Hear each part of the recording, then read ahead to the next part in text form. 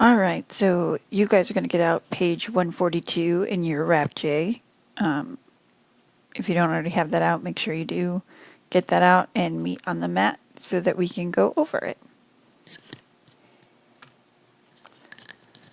So the first thing you're going to do is you're going to write down absolute value and what that definition is. If you are in second hour, you've already written this definition, but if you weren't here yesterday, you're going to want to make sure you get that definition down. Okay, so if you need to pause this to write down the definition, go ahead and do that now. Okay, so absolute value is a number's distance from zero. Absolute value is always positive, and it's represented by these two vertical lines.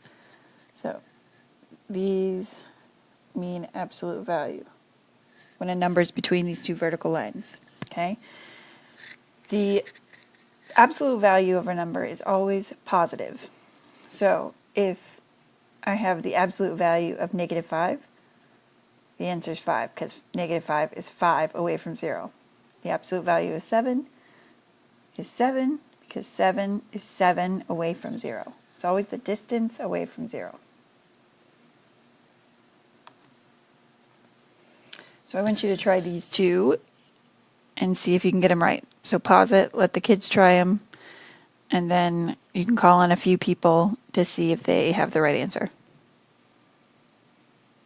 Okay, so you should have gotten 0 for this one because 0's distance from 0 is 0. And then positive 31 for this one because negative 31's distance from 0 is 31. All right, for these next ones, you're going to complete the statement using less than, greater than, or equal to. So 7 and the absolute value of -4, which is 4. So 7 is bigger. -9 and the absolute value of -10, which is 10. So 10 negative, the absolute value of -10 is bigger. 8, absolute value of 8, absolute value of -8. So these are equal.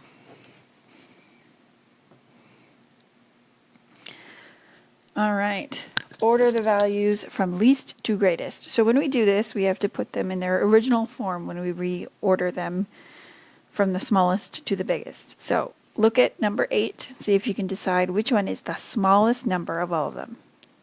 Raise your hand when you have it. You can go ahead and pause this until the kids are ready. All right, you should have gotten -5 for our smallest.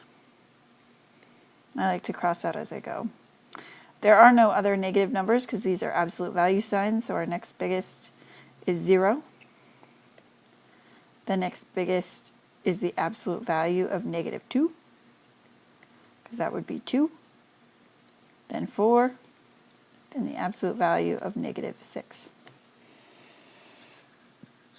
Okay, the smallest one here is -21, then -14, then the absolute value of -12, because -12's absolute value is 12,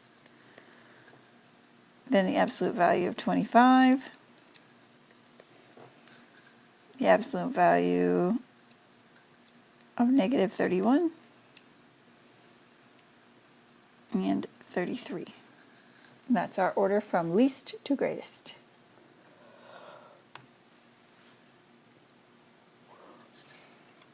All right, you go to a store in a mall that is on the 4th floor. So you go to a store above the main level. Your friend goes to a store that is 2 floors below the main level. Write an integer for the position of each person relative to the main level. So you are on 4th floor above the main level. So we'll think of the main level as 0. Main level. 1, 2, 3, 4. You. 1, 2. Your friend. So you are at +4. Your friend is at -2.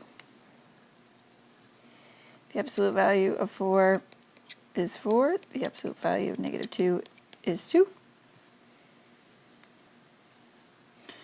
Who is farther from the main level? You are, because 4 is farther from 0 than -2. Okay, if you need to pause this so the kids can get it all down, you can go ahead and do that now or at any point during the video, wherever they feel like they need to pause. Okay, so you have a list of things to do today. Your first priority is to finish the Groundhog Day worksheet before you leave this classroom. Your second priority is the inequality phrases worksheet, which you will get today from the sub. If you don't finish that, that becomes homework. After that, I want you to look through the vocabulary words in the back of your RapJ, because we're going to do a short mini quiz, especially on integers, absolute value, variable. There was another one I can't remember. But there's going to be some vocabulary words of things we've talked about so far, so I want you to look through those and see if you understand them and know which one is which. And then Math Curse, if you get done with those things and you want to start that, that's one of our stations that's going to be next week. So there will be a video on the Google Classroom if you need to know how to do Math Curse because you've finished all the other things. But these go in order. You should be working on these things in order. As you finish them in, you turn them in. Except for the study vocab words. That's out of your own RapJ. They're in the very back. All right. Have a good day. Be good. I want positive sub reports.